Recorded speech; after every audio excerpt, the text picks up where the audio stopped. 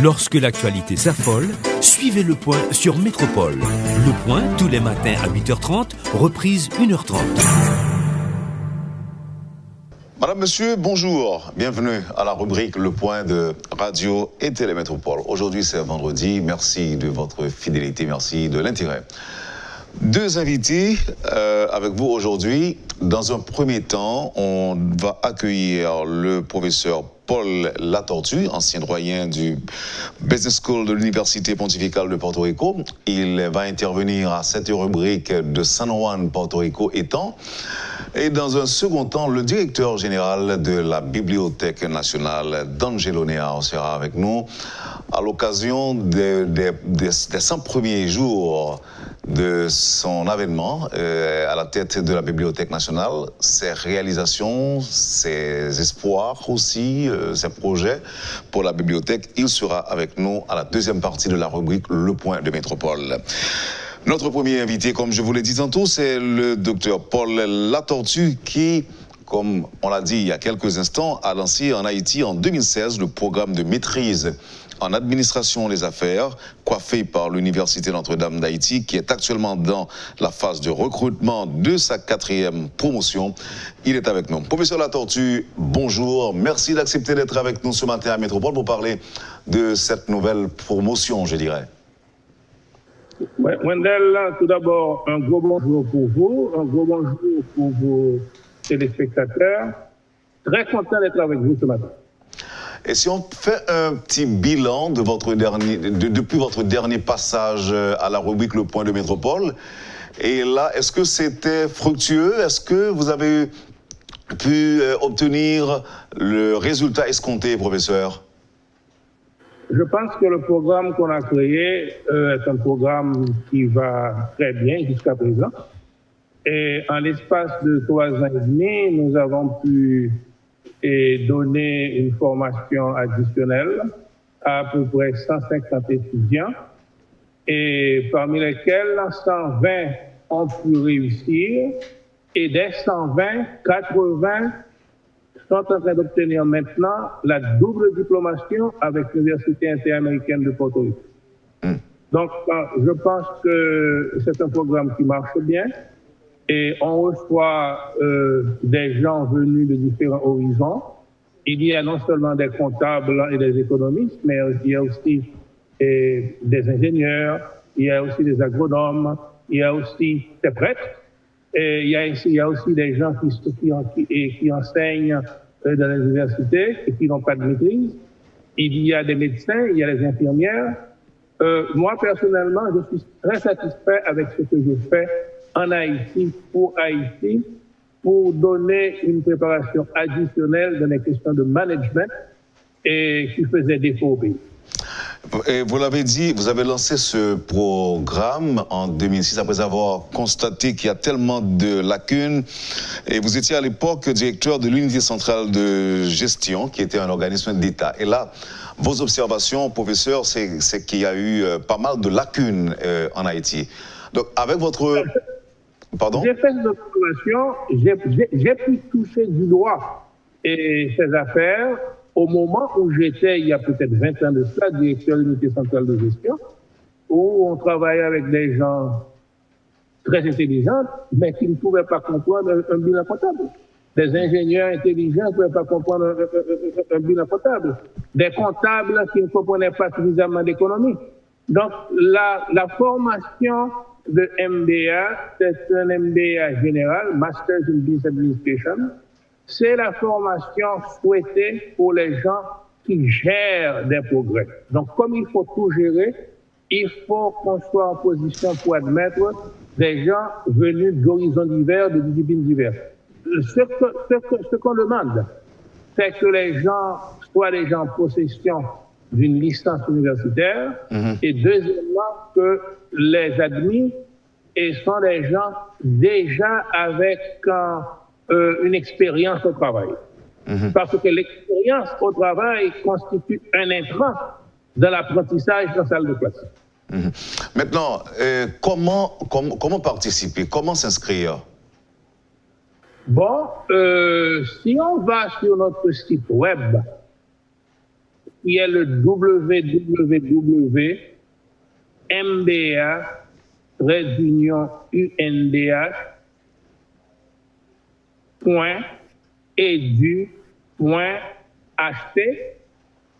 Toutes les indications sont là.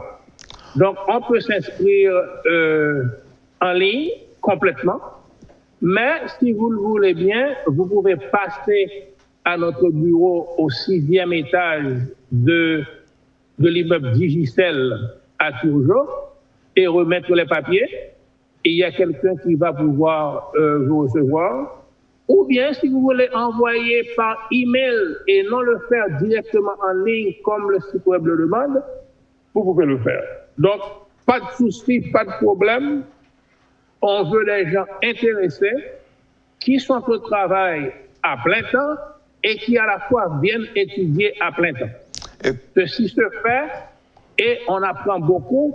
Et laissez-moi vous dire, ce n'est pas seulement les étudiants qui apprennent, les professeurs nous apprennent aussi, parce que quand nous causons avec ce genre de personnes ayant déjà une expérience, vraiment, nous, professeurs, nous apprenons aussi. Oui, donc toutes les parties gagnent. Alors, et combien de personnes vous entendez recevoir cette fois-ci? On est prêt à recevoir jusqu'à un maximum de 60 personnes. 60 personnes?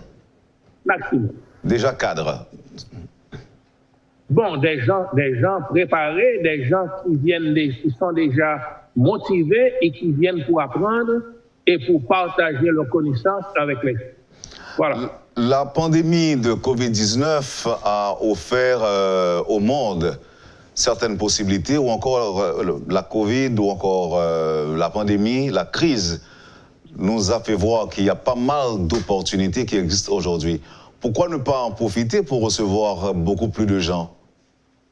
Bon, écoutez, c'est parce que si bien que 75% des cours vont être donnés en ligne, mais nous ne croyons pas au modèle de 100% en ligne. Donc, il y a un 25% du temps où on va diviser, n'est-ce pas, le groupe et pour pouvoir respecter, n'est-ce pas, les normes de distanciation sociale et avoir des sessions face à face.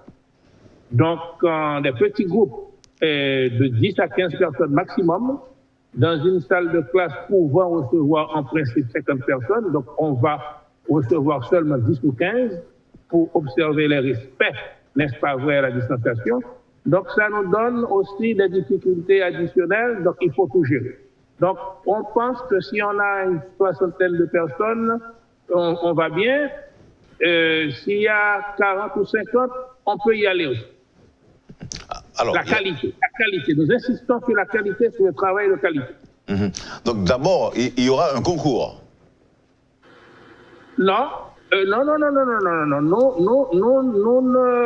ne procédons pas de cette manière.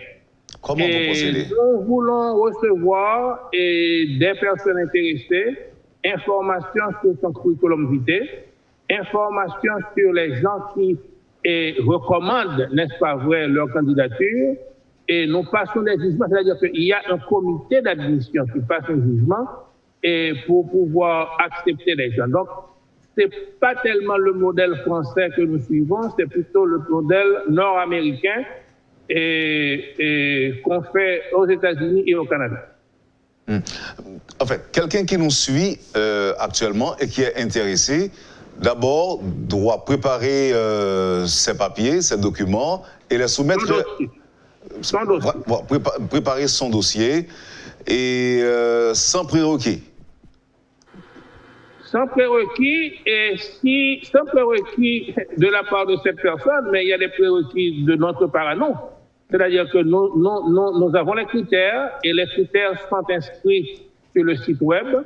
Les deux critères principaux, avoir une licence universitaire. Numéro 2, avoir au moins 5 années d'expérience au travail.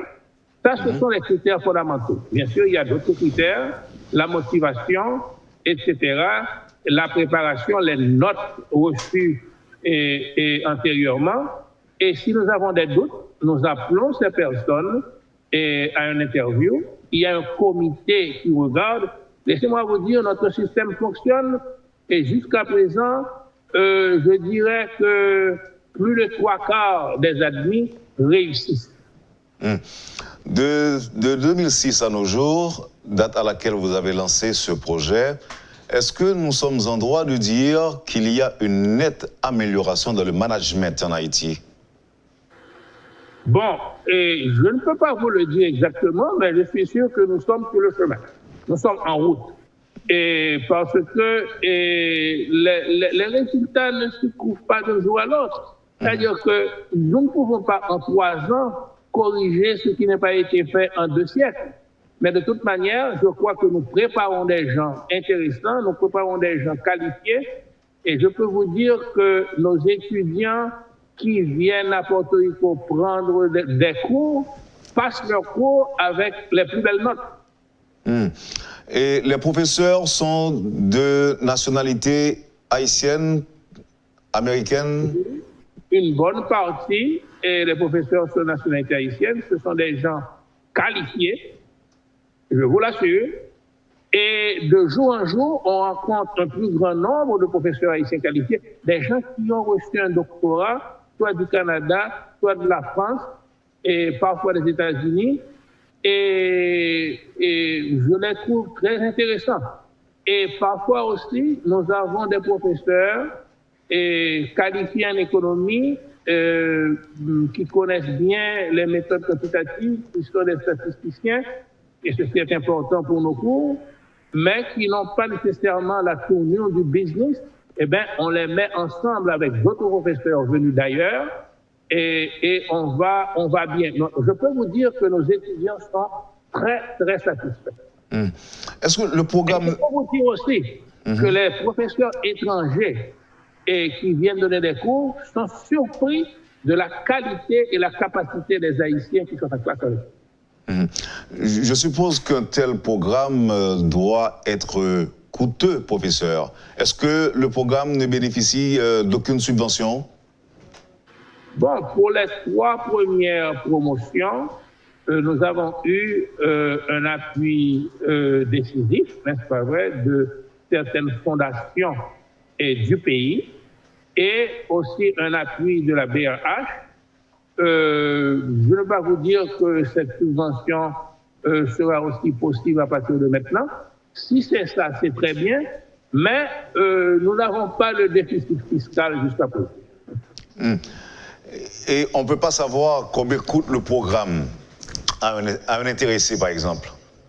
Bon, pour Haïti, ça coûte un peu cher, mais pour les Caraïbes, nous avons un prix pas trop cher, et si on compare avec ce qu'on obtient aux États-Unis, son prix qui a été gagné. Et laissez-moi vous dire, à partir de cette 4e promotion, il y a au moins 2 prix. Si vous voulez avoir le diplôme haïtien et le diplôme de l'Université de Porto Rico, donc la double diplomation, ça vous coûte $15 000 américains. Si vous voulez avoir le diplôme haïtien uniquement, c'est un peu moins cher. Et si en plus de cela, vous voulez faire une spécialité, parce que notre MBA, c'est un MBA général. Si vous voulez faire une spécialité, donc ça coûtera un peu plus cher que 15 000, mais pour l'instant, parlons de 15 000, et si les gens s'attachent uniquement au diplôme haïtien, ce sera un peu moins cher, aux environs de 12 000 ou 13 000 $. 12 500. Tout ceci se trouve sur notre site web. Mais je peux vous dire que les gens ont une nette préférence pour la double diplomation. Dans ce cas-là, ça non coûte plus cher parce qu'il faut payer l'université étrangère et le prix, c'est 15 000 $ pour des cours suivis sur une période de 15 mois. Alors, si vous comparez ce qu'on demande à Miami ou bien à New York, mes amis, c'est une fraction de ce qu'on demande aux États-Unis. Et nous travaillons à un coût moins cher que ce qu'on demande à la République dominicaine. Professeur Latortue, qui ça vous fait pour permettre que le programme ça existe, je veux dire, à travers le temps? Si on a décidé de camper, on a décidé de pas continuer avec le programme, non, ou même personnellement, qui ça fait pour se permettre que le continue? Pour que un patrimoine, si vous voulez. Bon, premièrement, non pas font bagaille peut-être pas nous. Nous font bagaille qui pourrait être pour le pays. C'est peut-être ça nous installer dans une institution à vocation pérenne. Et l'Église catholique, c'est une institution à vocation pérenne. C'est une des premières raisons qui fait nous croire que c'est là nous sommes de côté. Et deuxièmement, nous mettons autour de nous des gens capables et des gens qui peuvent remplacer nous. Et nous gagnons de bonnes relations avec le recteur et nous baillons de bons résultats et nous menons le monde de l'international. Moi, je crois que tout le monde reconnaît que ça nous fait valable. Et si jamais un jour vient que je ne pas encore comme doyen, écoutez, il y a plus de monde qui peut remplacer. Ça, je me suis assuré que ça peut. Et avant de finir, dernier mot pour les gens qui sont vraiment intéressés, c'est qui leur inscription a commencé, qui leur a fini? L'inscription a commencé déjà. Et il y a des gens qui ont demandé nous prolonger jusqu'à la fin du mois. Nous n'avons pas de problème, nous avons prolonger jusqu'à la fin du mois. Mais les gens qui sont intéressés, s'il vous plaît, allez sur le site web www.mba-undh.edu.ht.